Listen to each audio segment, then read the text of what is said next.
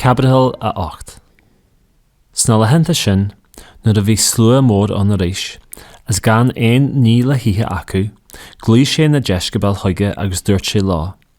Tá trú agam don slua, mar tá trí le tugadh acu lomanis agus gan ein ní le ihe acu. Agus má scílam chun siúlahhaile iad a calcalan, bhfuilfí iage iad sa slí agus tá cuid acu a tháinig a bád na bhaile. Dreigear a dheiscebal é.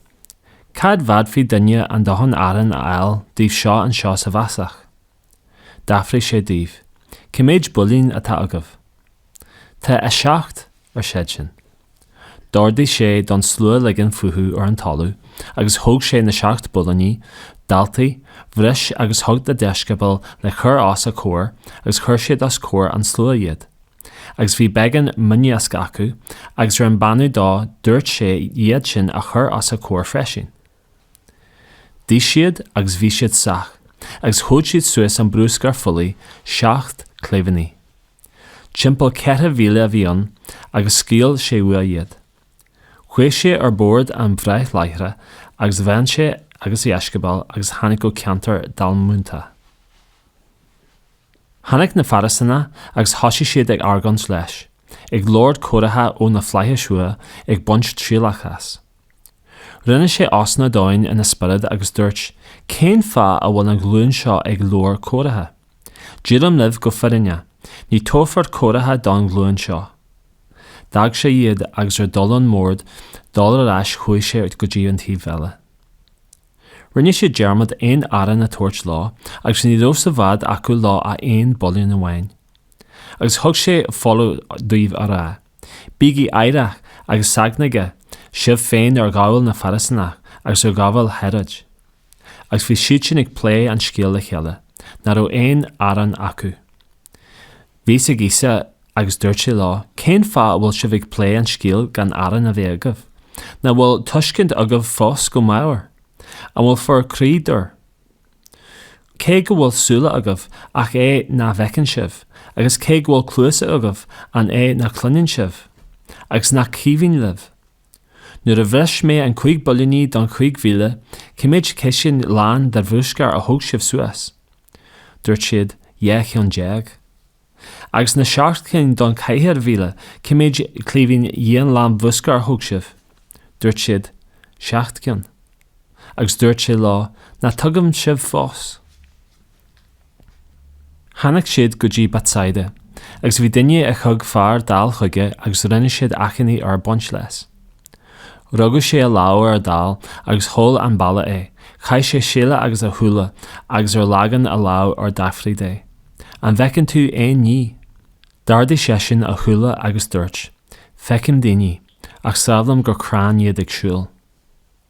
An sin, lig sé a lábha ar thula arís, agus a bhreathne an dal go gar, agus rinn sé sláán arís sé, agus bhí rarc glán aige ar ga eile ní.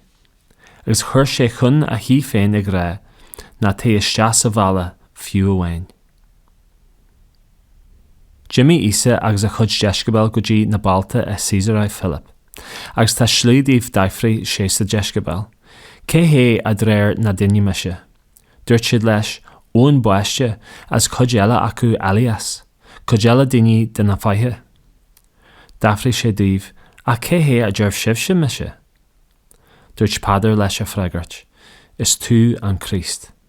Agus dordaí sé díobh go gar gan Lord mar geallar le haon duine. Thosaigh sé a hagas stíomh nar fullar do mhac an duine, mar an na flagann agus an daltú ó áil na seanaraí agus ó uachtarán na sagart agus ó na scríbhithe agus a churbachon buaith sé agus irí arís tar éis 3 lá.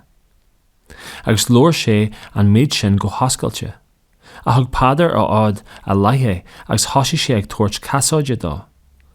A dumpaí sé sin tarís, as ar eiceal a dheiscebal dá, thug sé casáid do Pádar ag dúirt, siar a mo dhé leat a héitin, mar ní héad smaoiníomh dé atá dagne a smaointe duine. Glí sé thuige an slua mar ein lena dheiscebal agus dúirt sé lá. Marcais le haon duine bhí a mo buin, seanú é féin, tugadh suas a chrás agus leanú mé. Ar cibí arb eil leis an anim a héirú, chalfi sé é, a caibí a chalfú a aine mar gáil armsa agus an Soiscéal síorfú sé. Or cá fear I duine an dóin go léir a grathú acu a anam féin a ligean ar cíal.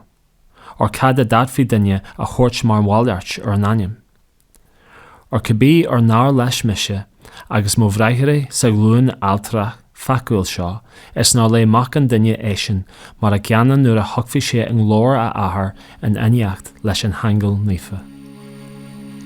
Bí sa móla a ríomhór na nú líon his sa mbeadh